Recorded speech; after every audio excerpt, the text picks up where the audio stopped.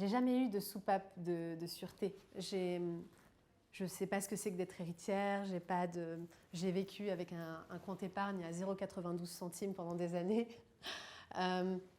J'ai toujours 2 coups d'avance. Alors, je m'appelle Inès Leonarduzzi, j'ai 34 ans. Vous savez, j'étais le genre de petite fille qui s'excusait d'exister, je faisais pas de bruit, je manquais beaucoup d'assurance. Et du coup, je pensais que ma place était nulle part. D'ailleurs, j'ai commencé l'entrepreneuriat très tôt. Et on m'a dit, oh là là, c'est audacieux, dis donc, tu dois avoir confiance en toi. Et en fait, pas du tout, c'était tout le contraire. J'avais très peur d'aller dans les entreprises et de ne pas convenir. Donc je me suis dit, mince, comment je fais? Il faut que je paye mon loyer. Donc j'ai monté mon business et me voilà. J'ai une casquette citoyenne à travers laquelle je dirige une ONG qui est présente maintenant dans le monde entier et qui a beaucoup travaillé sur le plan du lobbying, éthique, d'éducation, de l'accompagnement des entreprises. À cette époque-là, je suis consultante dans le numérique, je travaille pour des grands groupes, je voyage dans le monde entier. Mon boulot, c'est de faire en sorte qu'il y ait du digital partout. Et évidemment, tu te poses des questions, tu te demandes mais comment on peut développer des outils aussi performants et à côté, on n'arrive pas à trouver de solution à des enjeux de taille comme, je ne sais pas moi, l'éducation, la santé, la faim dans le monde, les inégalités. Je me disais qu'il y avait un problème d'application de ces outils et qui n'étaient pas appliqués aux bonnes choses. Et du coup, c'était comme s'il y avait un grand trou dans mon ventre, dans mon cœur. Je me dis, c'est pas possible. Et en fait, c'est né tout seul. J'ai terminé la mission que j'étais en train de faire. J'ai quitté mon job, j'ai vendu mon appart et je me suis lancée. Et j'étais autrement choquée quand je me suis rendu compte que j'avais un boulevard.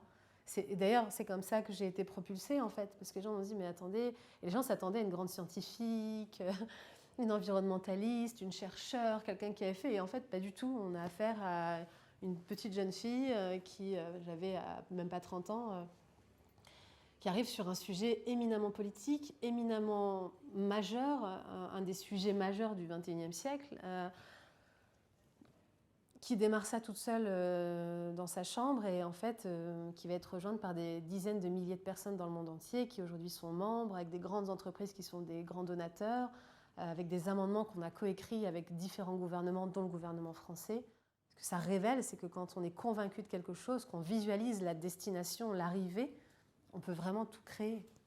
J'ai toujours su me dire, je n'en sais pas assez, donc je dois apprendre. J'ai pas peur de ça, mais j'ai jamais eu peur de moi-même. J'ai jamais eu peur de ma capacité d'y aller. Et d'ailleurs, Digital for the Planet, tu l'auras compris, ça a décollé d'un coup. J'avais pas idée que ça prendrait cette ampleur. Je crois que j'ai mis 3 ans avant d'être à l'aise dans mon job et de plus souffrir, de prendre du plaisir en fait, parce que les 3 premières années, j'ai réalisé que j'avais taillé un costume beaucoup trop grand pour moi. Là où il y a du beau, il y a du bien. Ce que je trouve dans l'art, c'est tout ce que ça réveille chez l'humain.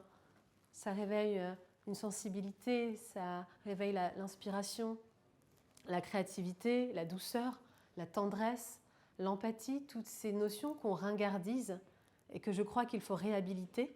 En fait, moi, mon métier, c'est d'essayer de contribuer à faire les choses un peu mieux, là où elles sont un peu ébréchées.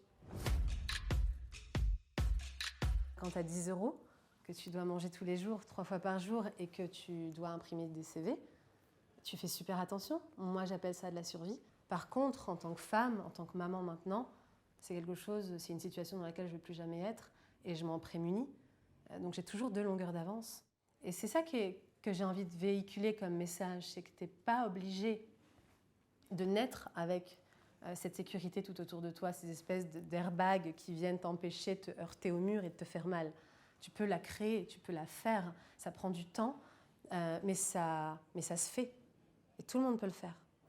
On demande parfois à des femmes inspirantes comment on fait pour devenir toi. Et cette question-là, moi, elle me fascine parce qu'en fait, il faut vivre sa vie. Il faut repartir de sa naissance, ses épreuves, ses blessures, ses succès, ses craintes, les risques qu'elle a pris, les claques qu'elle a pris.